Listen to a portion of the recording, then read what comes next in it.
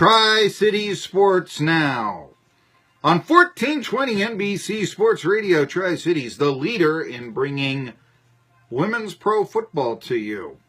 See, that you remember in the 80s, they'd play that theme right there, and it was, maybe you don't remember it, but trust me, guys, that was the NBC Sports theme, the leader in sports coverage, and that would be, today from Cleveland Municipal Stadium, it's the Browns against the Bengals, and you see Kozar go against Esiason or something like that, and they would play this music here. So. All right. I'm Marky Billson. I'm talking now to Jennifer Garland Johnson, who is, now what is your official title with the Tri-Cities Thunder, if you don't mind me asking here? Official title would be co-owner as well as player. Mm-hmm. And there has been, now what position do you play? Well, a universal player, I guess you'd call it, but primarily anywhere on the offensive line and linebacker on defense. All right. Well, we're talking here because there's going to be some big news surrounding the Tri-Cities Thunder. You're playing in Nissan Stadium on December 30th. Now, you're not taking on the Titans, but you're playing a team that is pretty tough by women's professional football standards. They're coming out of Knoxville. Can you tell us a little bit about what's going on in December 30th here? Co-owner and linebacker of the Tri-Cities Thunder, Jennifer Garland Johnson. Well, December the 30th, we got invited to come play at the Nissan Stadium after they take on the Indianapolis Colts. So we're super excited about that opportunity. Immediately following those games, their game, they play the Indianapolis Colts that day. Immediately following that game, we are going to take on the Knoxville Lightning,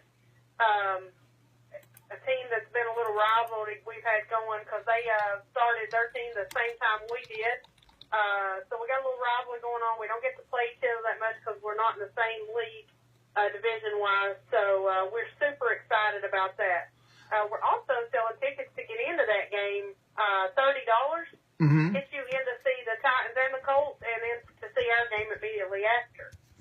Well, that's intriguing. Now, admittedly, I've been to these things where you play after the the main event, okay? I mean, I can recall going to and watching a baseball game, for instance, that was played after a major league game, and the baseball game was played by two teams using 19th century rules, which are far different than what baseball is played like today. Or you would have circumstances, maybe high school teams or something would come out. Now, most of the crowd leaves. They're there for the Titans and the Colts. How are you going to try to keep the fans around for the Titans and Colts to only be the matinee for the Thunder and the Lightning? Well, we want to think we're going to be the matinee. Well, but realistically now, Jennifer, I mean, I know. We got 69,000 fans, I think, what Nissan Stadium holds. Mm-hmm. So, if we can keep half of those around, or, I think the Titans are willing to at least announce that we're going to be playing afterwards. They've helped promote us on some social media. They've put together some flyers to kind of let the fans know what's going on. So it's just a matter of getting those people to stay. And even, my thing is stay. If you're in doubt about us, stay and watch us for a few minutes. I guarantee that you're going to be entertained.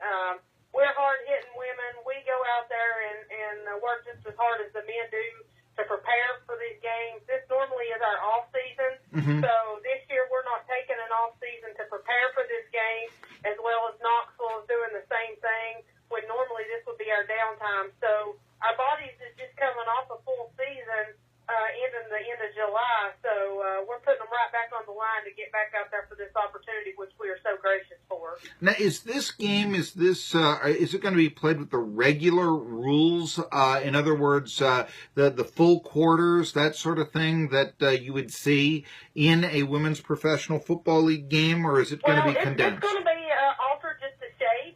Okay. In our league, we play by high school rules, so we are going to play by those. The only thing different is we normally play, of course, 4 quarters, 12-minute quarters of football, just like high school rules. But this game is going to be played in halves. It's going to be 2 20-minute halves. Okay. So, but we're super excited. All the rest of the rules apply. There's no modification to the rules. All the hitting's going to be same. All the action's going to be the same. You're talking about 48 minutes versus 48. That's, that's not that big. It's college basketball versus NBA. So, yeah, and to tell you the truth, that's probably a good way to do it because, after all, the NFL will have used Nissan Stadium's field, so it'll be a little torn up. And then, frankly, also, if you're going to go to both games, it gets just a little bit much with the doubleheader, the second half and all that going into the, say, the last 8 minutes of the fourth quarter and such. But I do want to ask you this. The Lightning are members of the USWFL, if I am correct here. No, that's incorrect. Oh, okay. Tell me. Lightning is a member of the WFA. Okay. Is the member of the USWFL. No, I knew that. Yes, yeah, I know that you're in the USWFL. And did I say Lightning instead of? Okay, I'm sorry. You're in different leagues. My point was that you're in different leagues. So you're in the USWFL, and they are in the WFA. So this is sort of a challenge, much like, say, ETSU going on to play Tennessee, or for that matter, what kind of a challenge? What do you think the difference is between the USWFL and the WFA? Because the WFA is more of a national league. It does have a little more prestige and all this. Would you compare this to, say, ETSU playing Tennessee, or dare I say maybe Chattanooga, or not Chattanooga, but Charlotte? That's a recent non-Power 5 opponent taking on the Tennessee Volunteers. Would you say it's a comparable matchup? No, I don't. Because WFA, we have just as good team in the USWFL as we do in the WFA.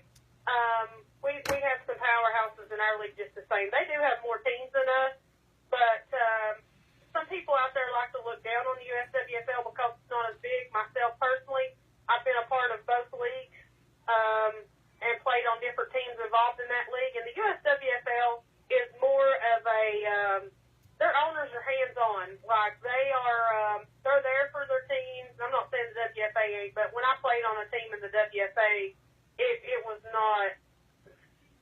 I'm just going to say we're very happy in the USWFL, and the Thunders plans on staying there. So I'm not going to downgrade the other league out there because we're all competitors, but we're all fighting for the same thing, getting women's football on the map. But, Knoxville draws from a lot bigger crowd. Tri-Cities here, I think combined our Tri-Cities probably is around a little over 100,000 to draw from, when we all know how big of an area Knoxville. So they have the benefit of recruiting a lot more from a lot bigger area standpoint, population-wise, than we do in the Tri-Cities. But that's the advantage that I see that they have. But our coaching staff is just, they're excellent. They work hard. Everybody is bought into our system. We show up, we work hard, we play hard, and we expect to win. Tell us about your coaching staff. What are their backgrounds?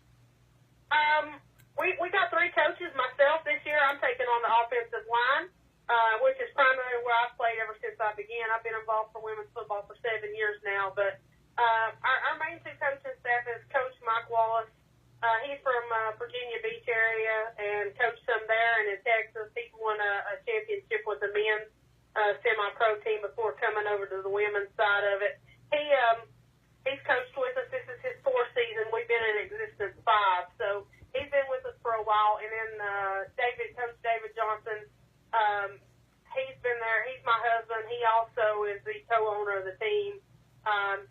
He has been the head coach for the past 4 years, but he's kind of handing over the reins this year to Coach Mike. But they both played high school ball.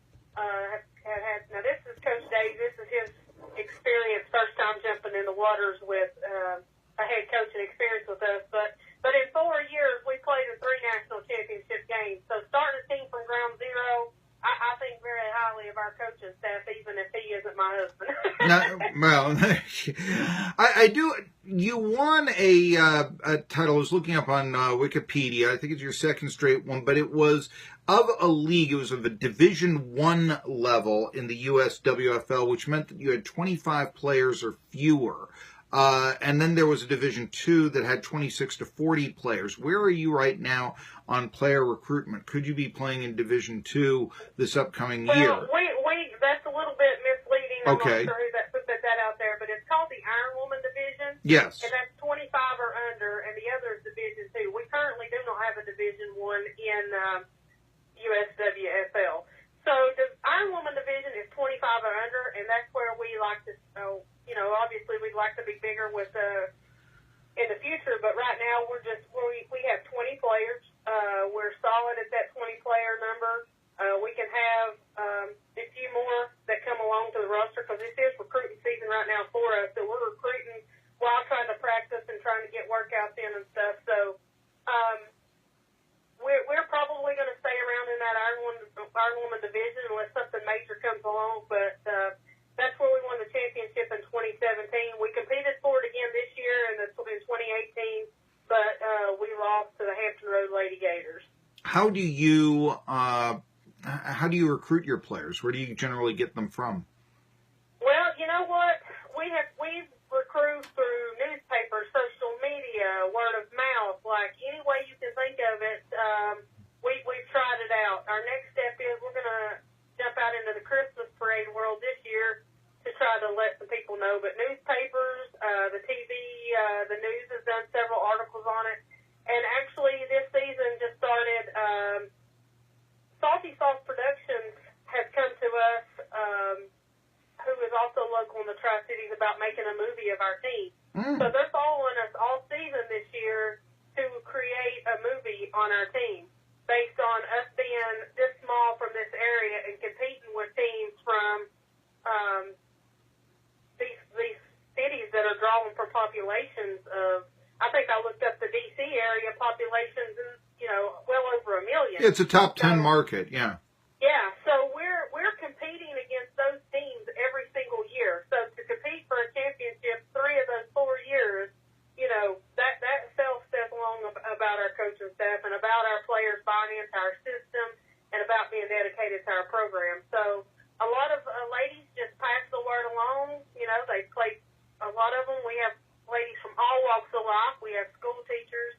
We've got bus drivers. We've got stay-at-home moms. We've got, we got a wide variety. We've got career women in all fields. So it's just passing the word along that after high school and college, there's not a lot of opportunity out there for women unless you're going to probably pick up softball. So they don't really know that opportunity exists for them to have another career in a different sport. Myself, I was in my 30s. We ain't going to say how old I am, but I was in my 30s before that I ever found out that women's tackle football existed myself. So, it's just getting the word out there about us, which is a challenge, but one that we're always working on, trying to figure out the next best way to get players. And the Tri-Cities Thunder, whom Jennifer Garland Johnson plays for, and is part owner of, they have their own website. So I'm guessing that if someone is listening and say, I'd like to try this, they can contact you through the website.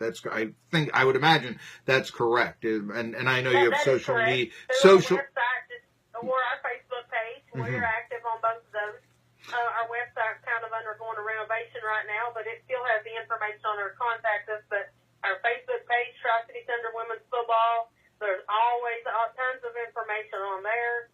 So reach out to us. And I always tell anybody that's thinking about it, hey, come one time. If you like it, you found a new sisterhood. If you don't, what have you lost? You've lost a couple hours of your day and you've tried something different. So, And that's that's the proper attitude to take. Also, I'll just say that if you want to get to us on our 1420 NBC Sports Radio Tri-Cities Facebook page, I've got your number. I mean, I think it would be okay if somebody is intrigued on playing and all that. I'll just pass it along, that sort of thing. Okay, we are talking to Jennifer Garland Johnson of the Tri-Cities Thunder. Now, we did mention, how you recruit newspapers and trying to get the word out, doing an interview on Tri-Cities Sports Now. But what is the background athletically of these players? This morning I told you about writing about Lisa Horton, who she won a championship in the WFA as a quarterback. And she also threw a touchdown pass in a semi-pro game against men. I was there to see it. That's how I did the feature. My question is, she was a softball player. Is that the sport that many of your players have played previously to playing for the Thunder, or what else do you have? We have ladies from everywhere. Myself, I never played anything other than a game of pickup softball my entire life. So I came to women's football. We have ladies from all backgrounds. We got our quarterback this year. She played basketball, softball. Who is your quarterback's name? Her name's Ashley Miner. Okay, and where's she from? She's from right here in Bluff City. All right. Tennessee.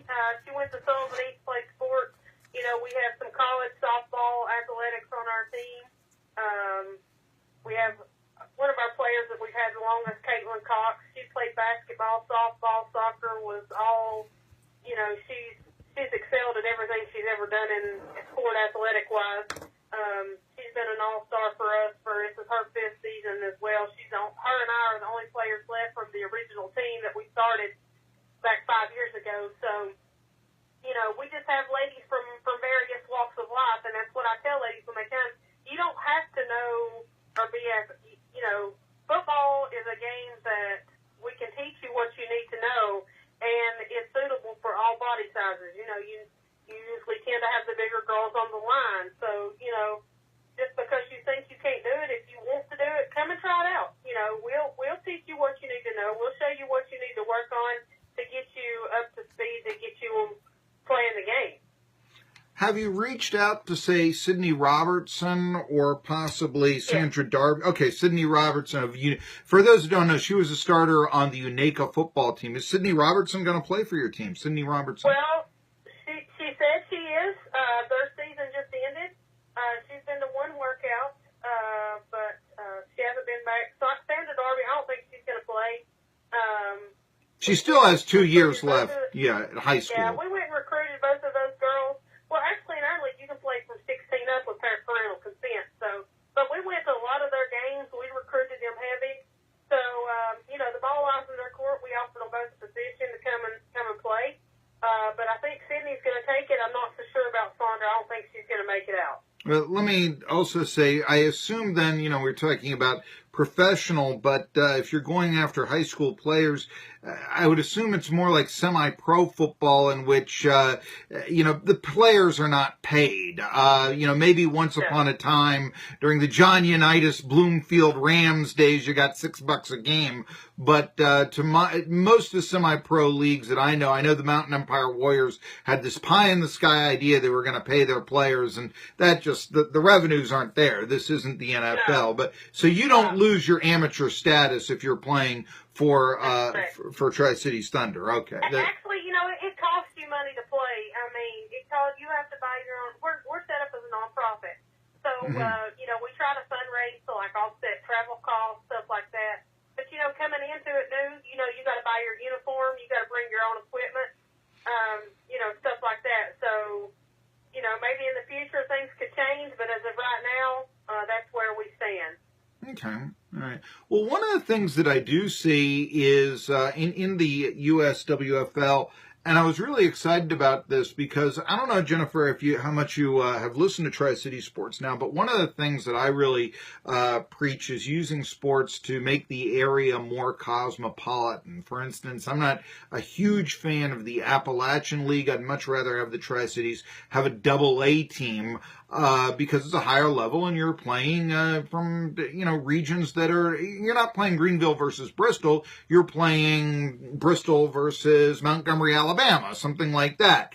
So it's more cosmopolitan. Same thing, you know, it's one of the reasons I push ETSU sports, because they play teams like in basketball, Illinois or Creighton or whatever. You know, they make road trips out to Fresno. That's more cosmopolitan. And the idea of being more of a notable sports entity, having a new arena in town, which we put a minor league hockey team in where you could be, you know, entertaining teams from as far away as Alaska or someplace like that. You know, that makes the Tri-Cities more cosmopolitan. Okay, lengthy question, but you mentioned Washington, D.C. is in your league. I saw at least 3 teams from the D.C. area, not just one in Washington, but another from Prince George's County and another from Alexandria. There's another one that I saw is starting up in Colorado. Will you be making road trips out to Colorado? How's that going to work? Well, the Colorado team, we're working on recruiting more teams in that area right now. It's, like I said, it's the dead period kind of in women's football. So it's a crazy time where teams change leagues and, you know, the players decide if they're going to stay with their old team or move somewhere new or whatever. So we're recruiting teams from that area to create a whole division out there. So Colorado's under the same understanding that if we don't get that whole division somewhat within a reasonable travel distance, that we're going to have to make alternative plans. Last year, Tri-Cities traveled up to Lansing, Michigan 2 times. Okay. Which one was in the playoffs, but one was a regular season game. But myself, I enjoy the road trips. It just gets a little hard sometimes on ladies financially that have families that they take and stuff like that. But we try our best to. We normally try to play a minimum of 3, maximum of 4 home games throughout the season, and travel 3 to 4 games away. But they try to keep the travel to where it's just one, like a big overnight stay, or at least the USWFL does. Let me speak to that. Tries to keep the travel to where you're traveling maybe one really long road trip like we did to Lansing last year, and then keep the other ones to where you can just go play that evening and drive home. So, you know, we went to Fayetteville and played last year, which is a day trip, you know. So we try to manage our travel very efficiently to help offset and take off some of the cost of playing the game.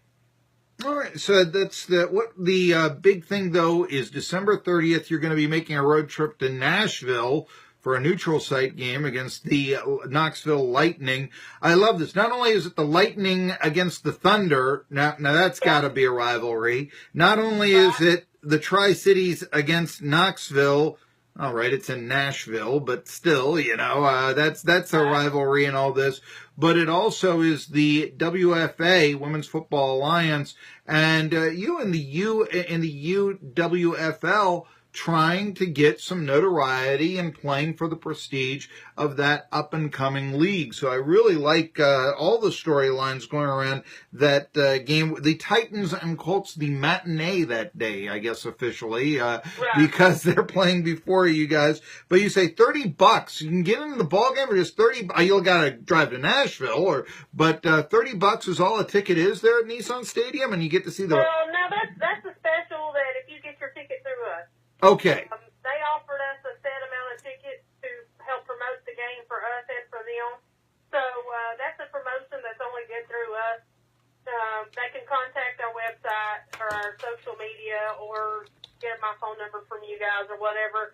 And all of our players are selling them. But that's a promotion that we're running directly through us for $30 to see both games. How much, let's see, how many tickets were you allotted?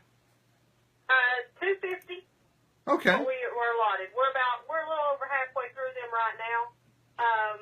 So we've had a good outpouring of support wanting tickets, but yeah, that normal ticket that we're selling for $30 is usually around $56. So. Well, you say 56. I'm a Steelers season ticket holder, and although they, depending on the game, it varies. It's generally about $87 a ticket, mean or something for a Steelers game. And you know, usually if you don't buy them directly as a season ticket holder, and you don't buy them for just $87, you got to pay for the season. Then you know the aftermarket is really expensive. So $30 to see an NFL game and to stick around for the Thunder and the Lightning. That's not a bad deal if you've always wanted to go to Nissan Stadium and check it out. All right, she's Jennifer Garland Johnson. She plays. It's the Tri-Cities Thunder, women's well, they call it professional football, but you get the idea here. It sounds a little bit better than amateur, I suppose. But go to TriCitiesThunder.com. Go to their Facebook page, or if you're interested, just go to our Facebook page, 1420 NBC Sports Radio Tri-Cities, and and we'll get you the information you need to know if you want to go to that ball game or wonder about the beginning of their season at the Stone Castle you'll be back at. Yes, sir. March the 30th will be our first game of the 2019 season. Not sure if that'll be home and away. The schedule won't officially be out till around the 1st of January, but we do know March the 30th season is kicking off that day. The Tri-Cities Thunder. She is Jennifer Garland Johnson. Check out, you can go to a ball game, NFL game with very discounted rates, and check them out as well. And there are some storylines around that Women's Pro League that we told you about. Tri-City Sports Now continues. Hey, how'd the Predators do last night? I'll tell you after this. You're looking for Crabtree Field GMC.